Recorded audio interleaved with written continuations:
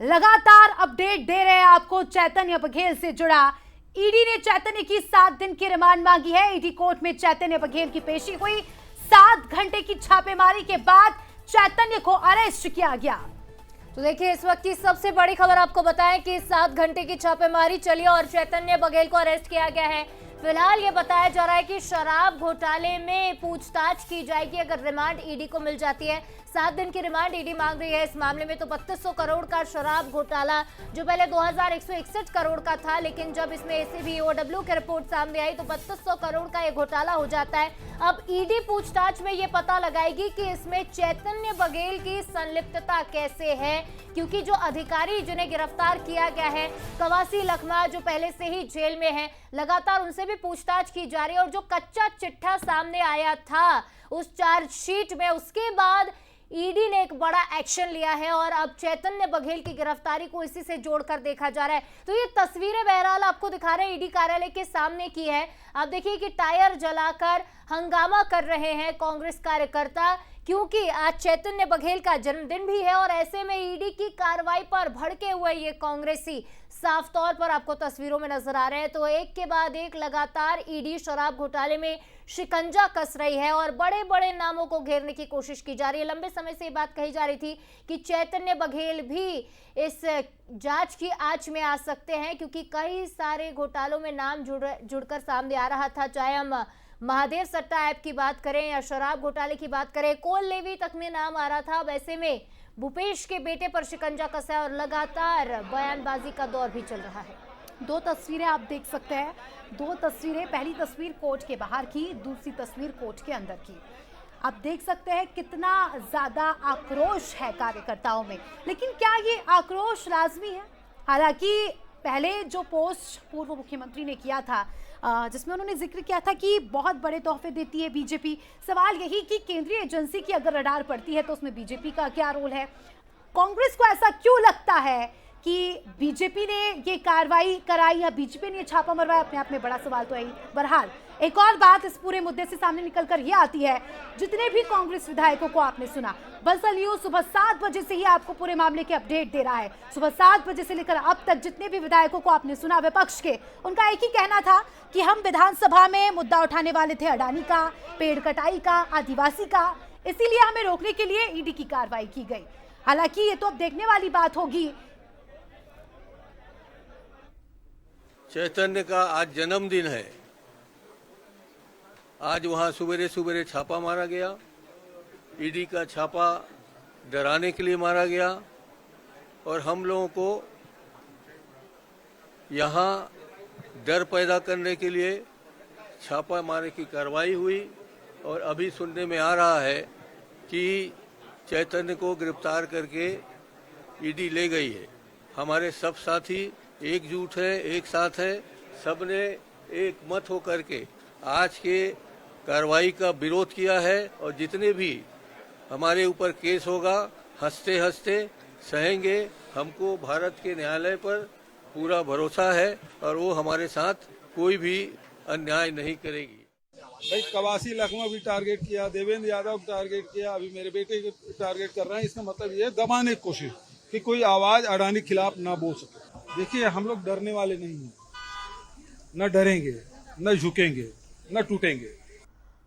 तो पूर्व सीएम भूपेश बघेल को आपने सुना, वो कह रहे हैं कि ना झुकेंगे, ना पीछे हटेंगे और ना ही कमजोर पड़ेंगे। तो शुरुआत से ही कहती आई है, क्योंकि पिछले 6 महीने में ये तीसरी ईडी की रेड है और इस बार ये रेड अपने आप में गंभीर और बड़ी इसलिए भी हो जाती है क्योंकि न सिर्फ रेड पड़ी सुबह 6 बजे, बल्कि अब चैतन्य को गिरफ्तार भी किया गया है। अगर मेडिकल के लिए ले जाया गया है तो आगे कोर्ट में भी पेश किया गया और उसके बाद अब रिमांड मांग रही है।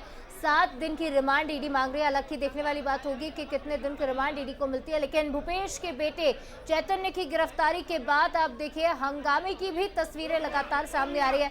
विधानसभा से लेकर ईडी के दफ्तर तक सुरक्षा चाक चौबंद कर दी गई है। लेकिन लगातार कांग्रेस के विधायक, क्योंकि तमाम विधायक इन दिनों सत्र के चलते रायपुर में ही मौजूद है, ऐसे में यह हंगामा और ये प्रदर्शन और भी जोरदार हो सकता है, क्योंकि तमाम कार्यकर्ता ईडी के कार्यालय के सामने पहुंच चुके हैं। 4 लेयर की पूरी सुरक्षा यहाँ पर कर दी गई है, बैरिकेडिंग है। सीआरपीएफ के भी कुछ जवान वहां पर मौजूद थे जब चैतन्य को ले जाया जा रहा था। उसके बावजूद भी आज भी पथराव की तस्वीरें सामने आई है जब चैतन्य को ले जाया गया। तो देखिए, इस तरह की तस्वीरें लगातार सामने आ रही है। आपको पल पल का अपडेट, पल पल की तस्वीरें, चाहे वो भिलाई निवास की हो या फिर रायपुर से विधानसभा की, और साथ ही साथ ईडी कार्यालय की हर तस्वीर बंसल न्यूज लगातार आप तक पहुंचा रहा है। एक्सक्लूसिव तस्वीरें भिलाई निवास की, ये सुबह की तस्वीरें हैं जब ईडी की टीम 2 गाड़ियों से पहुंची।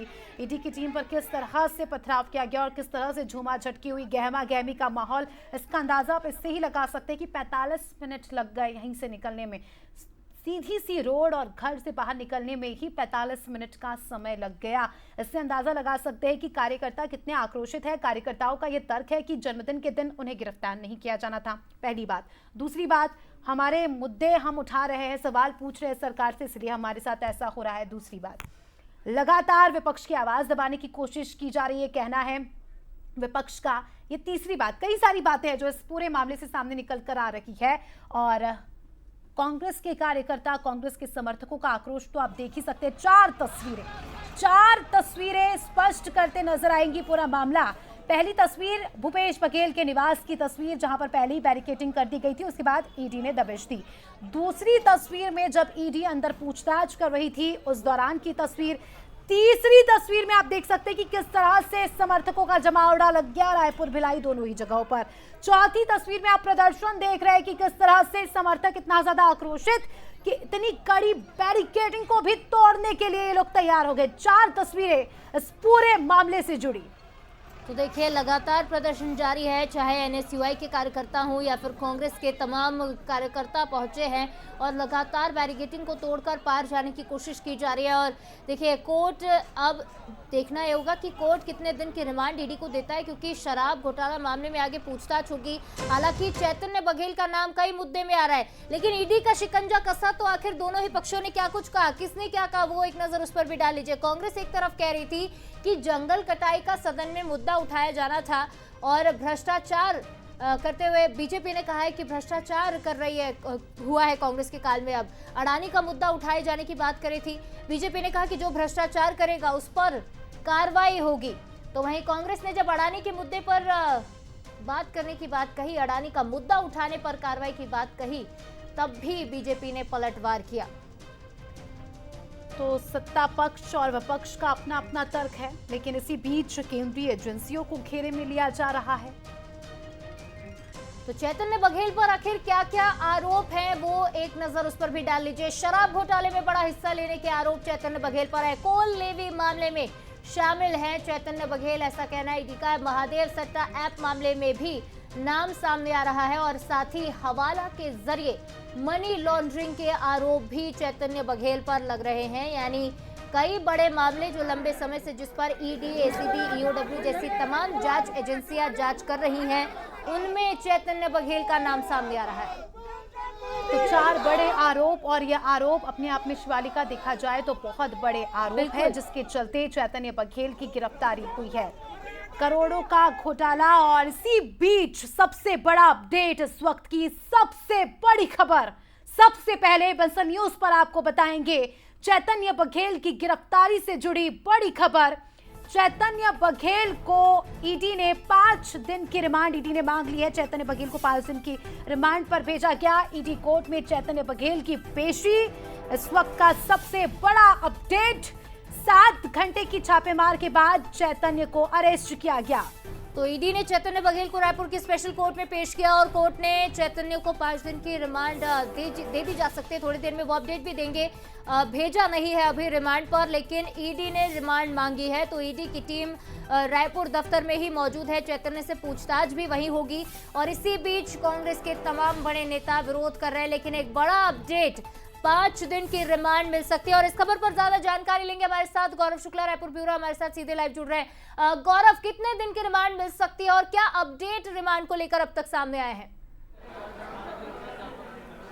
जी बिल्कुल, देखिए 5 दिन की रिमांड ईडी ने मांगी है और ये रिमांड पूछताछ के लिए ईडी ने मांगी है और जो स्पेशल कोर्ट है उसमें यही हवाला दिया है कि कई सारे विषयों पर ईडी को चैतन्य बघेल से पूछताछ करनी है और उसके आधार पर उन्होंने 5 दिन की रिमांड मांगी। अब कार्रवाई जो है अंदर की वो जारी है, लगातार स्पेशल कोर्ट में अंदर चैतन्य बघेल है और जो ईडी के जिम्मेदार है वो मौजूद हैं। वहीं हम यदि बात करें तो भूपेश बघेल वो भी यहाँ पर आ गए, उनके साथ चरणदास महंत भी पहुँचे हुए और इसी 5वें फ्लोर में जो स्पेशल कोर्ट है वहाँ पर तमाम लीडर्स जो हैं, चाहे हम चैतन्य बघेल के पिता पूर्व मुख्यमंत्री भूपेश बघेल की बात करें, नेता प्रतिपक्ष डॉक्टर चरणदास महंत की बात करें, सभी यहाँ पर पहुँचे हुए हैं और अब उनको इंतज़ार है तो सिर्फ जो स्पेशल कोर्ट है उसके फैसले का। उसके बाद क्या कुछ कार्रवाई, क्या कुछ डिसीजन स्पेशल कोर्ट लेती है, आगे का सिनेरियो उसके बाद ही तय हो पाएगा कि कांग्रेस अब आगे क्या कदम उठाती है। जी बिल्कुल बिल्कुल,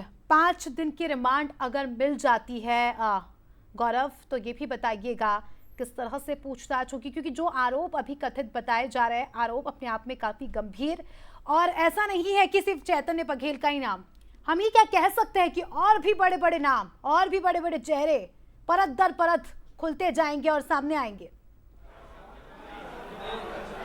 जी बिल्कुल, देखिए जैसे पूछताछ शुरू होगी ईडी दफ्तर में कड़ाई भी वैसे ही बढ़ते जाएगी। जिस तरीके से ईडी पूछताछ करती है, दिन भर कई बार खाना नहीं देती है, पीने के लिए पानी नहीं देती है, या और जो अलग अलग तरीके हैं वो भी अपना सकती है ईडी। इसके पहले भी यदि हम कवासी लखमा की बात करें तो कवासी लखमा के दौरान भी उनके पुत्र को पानी नहीं दिया गया था, ये जानकारी निकलकर सामने आई थी। जो वहाँ पर हमारे लोग हैं उनसे बताया था कि उनके साथ इस तरीके का ट्रीटमेंट भी किया गया था। तो कहीं ना कहीं ये हथकंडा भी ईडी अपना सकती है यदि चैतन्य बघेल जो सवाल जवाब है उसमें अपना सही जवाब नहीं देती है तो। और यदि वो जवाब दे देते हैं, कुछ बड़ी जानकारी निकल कर आती है, तो ना केवल भूपेश बघेल, कांग्रेस सरकार के दौरान के कई बड़े लीडर, उसके साथ ही साथ भूपेश बघेल के जो खास लोग हैं उनके ऊपर भी कार्रवाई की तलवार जो है वो लटकती नजर आ सकती है। निश्चित तौर पर गौरव, क्योंकि लगातार पूछताछ हो रही है, इस मामले में गिरफ्तारियां भी लगातार जारी, और अब अगर चैतन्य बघेल कोई राज खोलते हैं तो देखने वाली बात ये होगी कि कौन से वो बड़े चेहरे हैं जो जिन तक जांच की आज पहुंचती है। तो अपडेट आपसे लेते रहेंगे। फिलहाल तमाम जानकारी के लिए आपका शुक्रिया, बने रहेगा हमारे साथ। लेकिन अब हम एक नजर उस पर भी डाल लेते कि आखिर इस पूरे घोटाले की टाइमलाइन क्या थी, कहां से इसकी शुरुआत हुई और अब तक क्या कुछ अपडेट इस पूरे मामले में सामने आए। तो सबसे पहले फरवरी 2019 में ये घोटाला शुरू होता है। जब इसकी शुरुआत होती, कांग्रेस सरकार में 3100 करोड़ का भ्रष्टाचार हुआ, 3100 करोड़ से ज्यादा का भ्रष्टाचार हुआ। इनकम टैक्स ने 11 मई 2022 को दिल्ली कोर्ट में याचिका दायर की। ईडी ने 18 नवंबर 2022 को केस दर्ज किया। उसके बाद बीजेपी ने 2023 के चुनाव में से एक बड़ा मुद्दा बनाया। सरकार बनने के बाद ईडी ने जांच तेज कर दी। आबकारी विभाग के अफसर समेत कई कारोबारियों को गिरफ्तार किया गया। Retired IAS Anil Tuteja, MD Anil Tripathi को अरेस्ट किया गया। 28 दिसंबर 2024 को कवासी लखमा के बेटे हरीश लखमा के घर पर रेड पड़ी।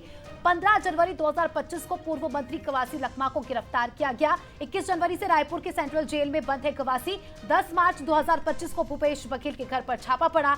10 मार्च को ही भूपेश और बेटे चैतन्य से पूछताछ हुई।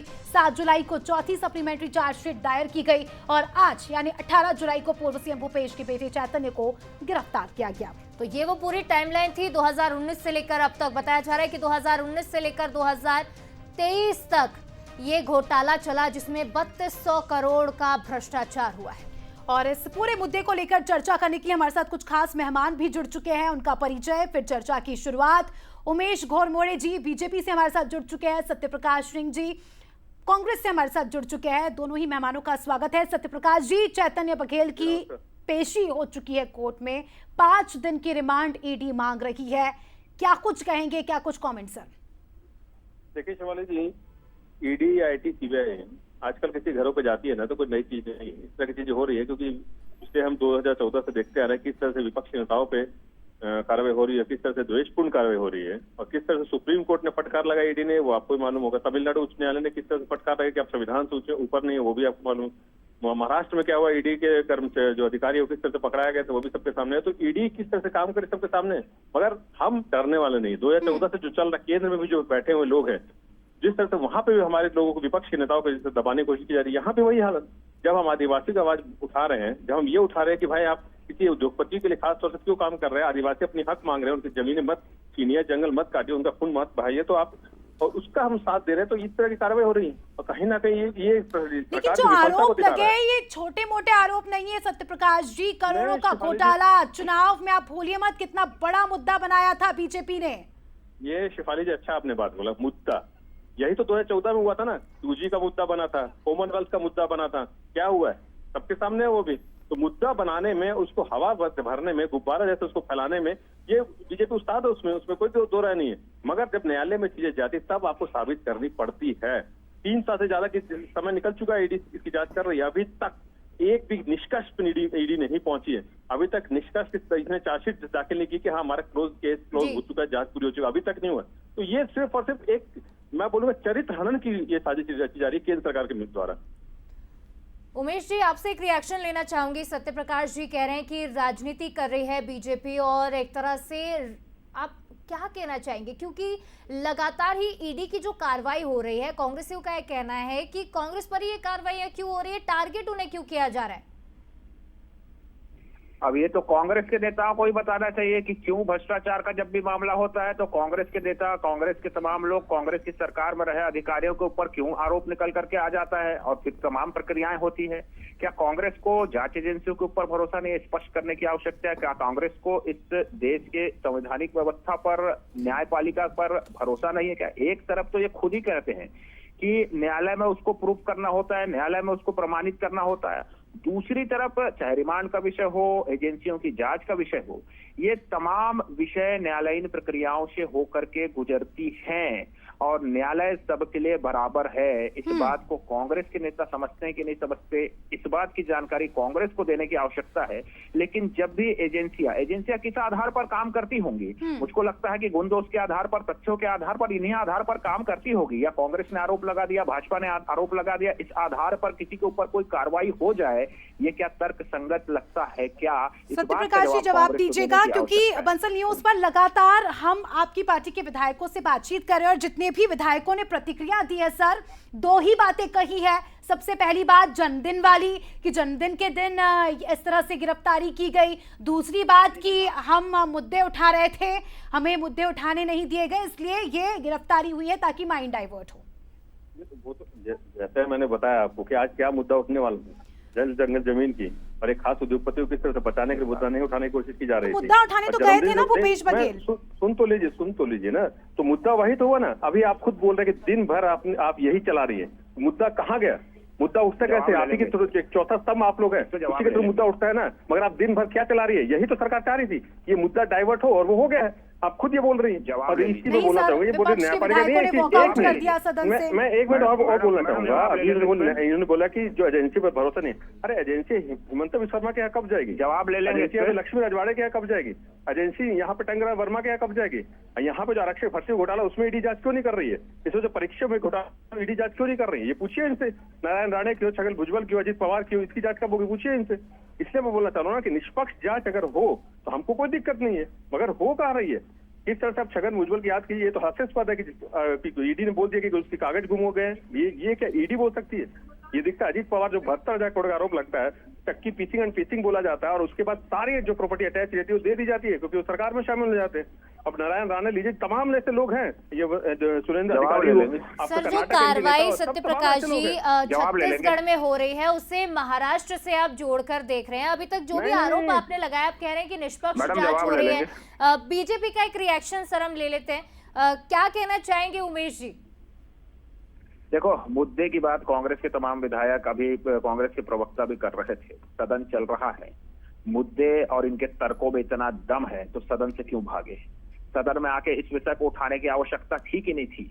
आप केवल भागोगे और भाग करके आरोप लगाओगे, कभी सदन से भाग जाओगे, कभी जांच एजेंसियां जांच करेगी उस पर आरोप लगाओगे, कहीं न्यायपालिका के ऊपर सवाल उठाओगे। तो आप चाहते क्या हैं? इस देश के अंदर में कानून का राज है और जो भी कार्रवाइयां होंगी वो कानून के दायरे में रहते होंगे। और इतना ही अगर आपके तर्कों में, तथ्यों में दम है तो आप न्यायालय का दरवाजा क्यों नहीं खटाते? केवल राजनीति करना, केवल आरोप लगा देना, एजेंसियों के ऊपर सवाल उठाना, भारतीय जनता पार्टी के ऊपर सवाल उठाना, इस सवाल उठाने से नहीं चलेगा। ये देश संविधान से चलता है, तथ्यों के आधार पर, गुण दोष के आधार पर, सबूतों के आधार पर कार्रवाई होती है और इन तमाम जो प्रक्रियाएं हैं न्यायालयीन प्रक्रिया उसमें जाए, केवल राजनीति करने, आरोप लगाने से जनता सब समझती है। और जो लोग भी भ्रष्टाचारी होंगे, दूध का दूध और पानी का पानी होगा, इसमें डर किस बात का है, इस बात को कांग्रेस को स्पष्ट करने की आवश्यकता है। सत्यप्रकाश जी, 5 दिन का सत्र था, लगातार किसी न किसी मुद्दे पर हंगामा हुआ, वॉकआउट किया विपक्ष के विधायकों ने, वक्त पहले भी था मुद्दा उठाने का, लेकिन आपसे रिएक्शन लेंगे, लेकिन कुछ वकील कुछ कह रहे हैं, वो पहले सुन लेते हैं। वही जो व्यक्ति का खिलाफ एनबीडब्ल्यू आज भी स्टैंड है, वो व्यक्ति जो है अभी अप्रूवर पहले न्यायालय से पास आएगा, अप्रूवर तभी बनेगा जब न्यायालय उसको परमिशन देगी, क्योंकि एनबीडब्ल्यू जो है वो व्यक्ति आज भी न्यायालय के नजरों में फरार है। उसके खिलाफ एनबीडब्ल्यू जो है माननीय फर्स्ट एडीजे ने निकाला है। 5 दिन की रिमांड की मांग की, जिसपे आपत्ति की गई है और अभी आदेश आना बाकी है। हाँ, वो हैं, कोर्ट में आए थे, वो मुलाकात की है और सभी लोग आए, सभी विधायक महोदय हैं। तो बिल्कुल देखिए, रिमांड मांगी थी, अभी फैसला सुरक्षित रखा गया है। फैजल रिजवी है जो चैतन्य, तो फैजल रिजवी को आपने सुना, जो वकील हैं चैतन्य बघेल के, वो कह रहे थे कि 5 दिन की रिमांड मांगी गई है, आदेश जल्दी सामने आएगा और उसका विरोध भी किया जा रहा है लगातार। और हमारे साथ लगातार तो चलिए इस वक्त की एक बड़ी खबर आपको दे दे, फैसला सुरक्षित रखा गया है, सुनवाई पूरी हो चुकी है। फैजल रिजवी जो कांग्रेस के वकील थे, उनका भी आपने वक्तव्य सुना, उन्होंने क्या कुछ बयान दिया था वो भी आपने सुना। लेकिन एक बड़ी खबर, कांग्रेस के कई बड़े नेता कोर्ट पहुंचे हैं, लेकिन इसी बीच 5 दिन की रिमांड ईडी ने मांगी है, लेकिन सुनवाई पूरी हो चुकी है और फैसला सुरक्षित रखा गया है। आदेश जल्द ही कोर्ट सुनाएगी। अब देखने वाली बात होगी कि क्या रिमांड मिलती है ईडी को या नहीं। रिमांड मिलती है तो किस एंगल से जांच होगी, क्या कुछ पूछताछ ईडी चैतन्य बघेल से करेगी। 4 बड़े आरोप चैतन्य बघेल पर लगे हैं, शराब घोटाले से जुड़ा, महादेव ऐप से जुड़ा। देखिए, ये वो घोटाले हैं जो पूरे देश भर में चर्चित है। ये घोटाले करोड़ों के घोटाले, छत्तीसगढ़ की जनता के पैसों के साथ जो घोटाला हुआ है, अब उसका जवाब छत्तीसगढ़ की जनता भी चाहती है। लेकिन गुनहगार आखिर कौन है, किसने इस घोटाले की पूरी साजिश रची, किसके पास कितना पैसा गया, कौन कौन इसमें शामिल है, ये बातें आना बहुत जरूरी भी है, क्योंकि ये पैसा छत्तीसगढ़ की भोली भाली जनता का था जिसका दुरुपयोग किया गया। हालांकि अभी कुछ भी कह देना जल्दबाजी होगी। विश्वास है कोर्ट पर, छत्तीसगढ़ की जनता को भी कोर्ट पर विश्वास है। अब देखने वाली बात होगी कि जो रिमांड के लिए ईडी ने कोर्ट में अर्जी डाली थी, क्या वो रिमांड मिलती है या नहीं। रिमांड अगर मिल जाती है तो किस एंगल से जांच होगी, क्या कुछ सवाल होंगे जो ईडी चैतन्य बघेल से पूछेगी, क्या और भी नाम इस पूरे घोटाले से जुड़े हैं, क्या वो नाम सामने आएंगे, कौन कौन इसमें था, सीधे तौर पर फ्रंटलाइन में कौन था, बैकफुट पर कौन था। बहुत सारी बातें, बहुत सारे सवाल जिनके जवाब मिलना बेहद जरूरी है। तो इस पूरे मुद्दे पर पूर्व सीएम भूपेश बघेल ने क्या कहा है, पहले वो भी सुन लेते हैं।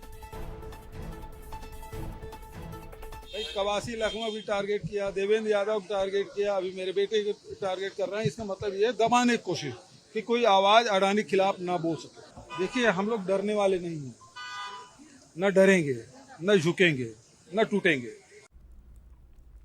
तो पूर्व मुख्यमंत्री भूपेश बघेल को आपने सुना, ना झुकेंगे, ना टूटेंगे, ना डरेंगे। ठीक है, डरना नहीं भी चाहिए, क्योंकि जब आपने कुछ किया ही नहीं है तो डर किस बात का। डर वहीं होता है जहां विश्वास की कमी होती है, विश्वास की कमी वहीं होती है जहां कुछ गड़बड़ी होती है। अगर भूपेश बघेल का ये कहना है कि हमने कुछ किया ही नहीं है, हमें किस बात का डर, तो जाहिर है कि जो जांच होगी उसमें भी कुछ नहीं आएगा। लेकिन अगर भूपेश बघेल का ये कहना है तो आखिर में फिर ये घोटाला किया किसने, एक बड़ा सवाल है। बंसल न्यूज लगातार आपको पल पल के अपडेट दे रहा है और हम भी ये चाहते हैं कि जो गुनहगार है, जिसने ये साजिश रची, जिसने ये घोटाला किया, जिसने करोड़ों रुपए का गबन किया, उसका खुलासा होना चाहिए, पर्दाफाश होना चाहिए। तो छत्तीसगढ़ शराब घोटाले में बीजेपी ने तंज कसा है, अपने ट्विटर हैंडल पर पोस्ट कर निशाना साधा है। क्या है वो पोस्ट, वो भी दिखाते हैं। तो बाप नंबरी तो बेटा 10 नंबरी, तंज कसा है बीजेपी ने और एक लाइन में ये कह दिया है कि क्योंकि देखिए भूपेश बघेल का नाम भी इस घोटाले में सामने आया था, तो कहीं ना कहीं भूपेश बघेल की ओर इशारा करते हुए एक पोस्ट बीजेपी ने किया है जिसमें लिखा है बाप नंबरी तो बेटा 10 नंबरी।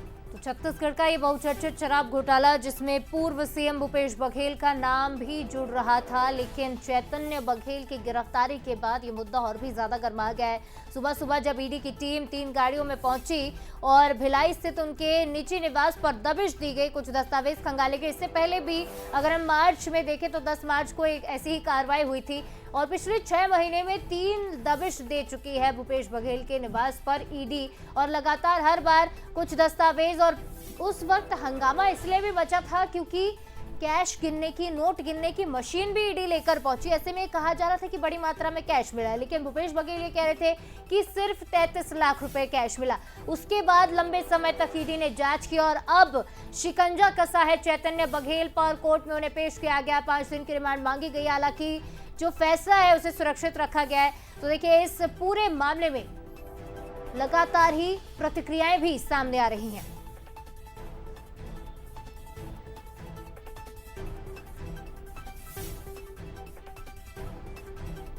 और खबरों का सिलसिला लगातार जारी रहेगा, लेकिन सीधे